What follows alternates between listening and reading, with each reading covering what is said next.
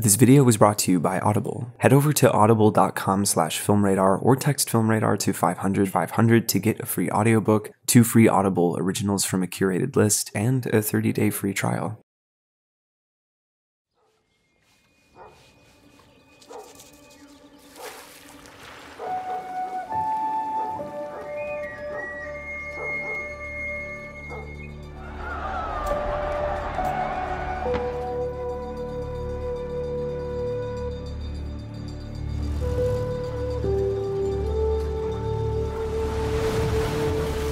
Alfonso Cuarón's film Roma has been a frontrunner for Best Film of the Year since its limited theatrical release in November and subsequent release on Netflix. It's the most critically acclaimed film of 2018, has already won numerous awards, and was recently nominated for 10 Academy Awards, including Best Picture. Written, directed, edited, produced, and shot by Alfonso Cuarón, it's largely based on his childhood memories, and is described by Alfonso as an intimate portrait of the women who raised him, in a recognition of love as a mystery that transcends space, memory, and time. It's a film about a family, a city, and a country, but ultimately it's about humanity. I wanted to make a film that was both intimate and universal. A film that speaks to everyone.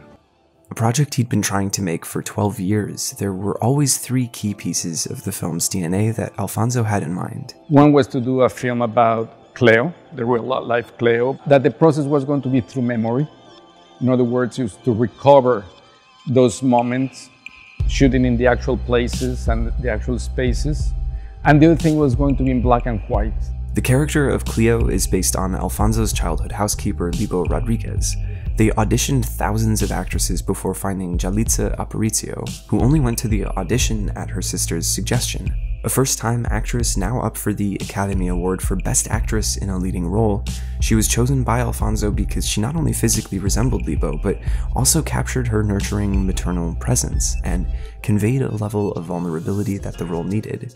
Only a handful of actors in the film have ever appeared in other films or television. Most of the prominent cast were first-time actors chosen for similar reasons as Yalitza. Given these circumstances, to help the actors deliver their most authentic performance, Alfonso maintained complete control and secrecy over the screenplay, only giving each actor their lines and an overview of the scene on the day of shooting to mimic the way that life just happens. The film was also shot in chronological order, something rather rare for a film, to maintain this effect for the actors. Because Alfonso was after authenticity, every decision made during the production was a conscious effort to preserve that authenticity, which included returning to his hometown of Roma in Mexico City, filming on the same street where he grew up, at the school where Libo would pick him up every day, the cafe where Libo would eat on Sundays. Every location in the film was either the original place from his memory or a detailed reproduction. For one scene, that meant recreating 5 blocks of Mexico City exactly as it looked in 1970. And that's Eugenio Caballero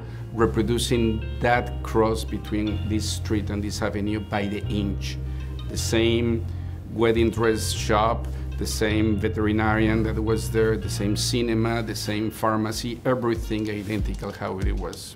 Decisions concerning cinematography came from this same notion of preserving authenticity. Originally intended as a job for Chivo Lubeski, a longtime collaborator of Alfonso's, when unable to take on the project, Alfonso decided to shoot the film himself. Once that I started going through the process, I understood that it could not be a nostalgic, old-school black and white.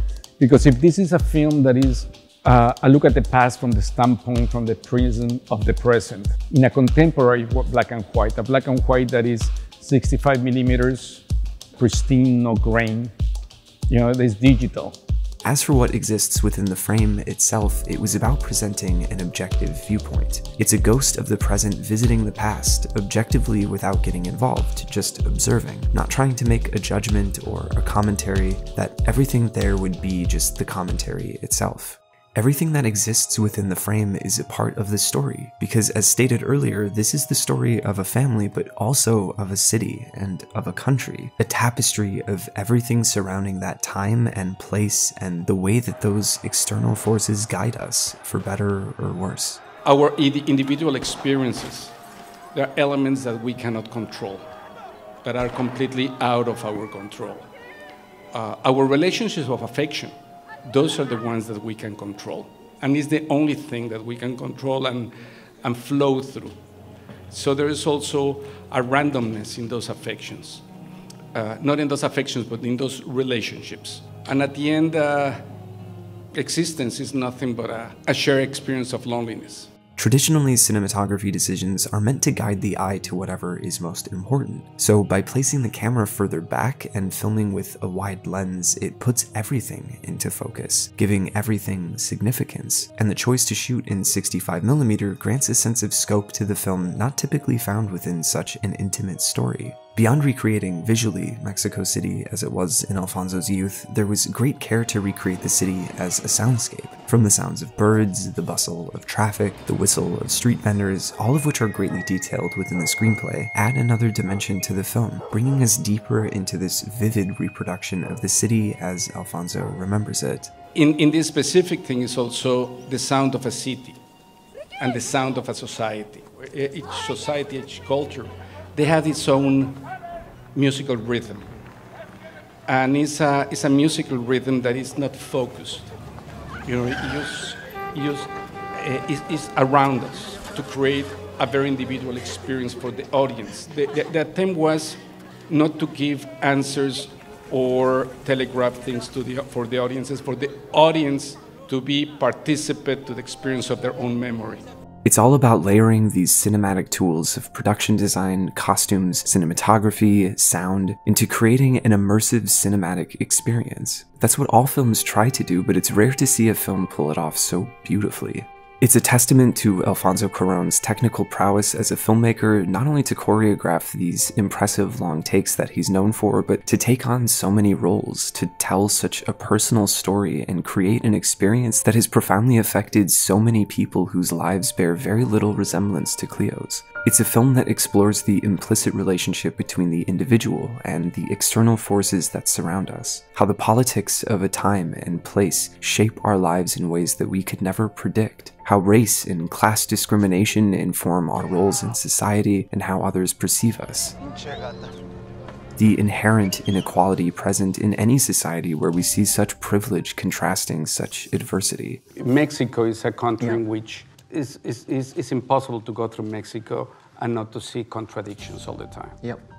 You know, not to see the most amazing, beautiful places and the most beautiful expressions of generosity together with misery and atrocity.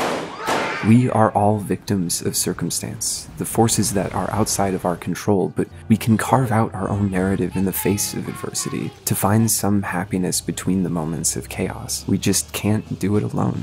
Roma is ultimately, as Alfonso has stated, a story of humanity and how there will always be more that unites us than divides us. These are the movies that heal us, that bring us together and make us better people. Movies that show us how, despite our differences, we're all just people stumbling through life doing our best with what we have. And in the face of this adversity that we cannot control, we can choose to confront that chaos with violence and fear, or we can choose to approach it with love and grace.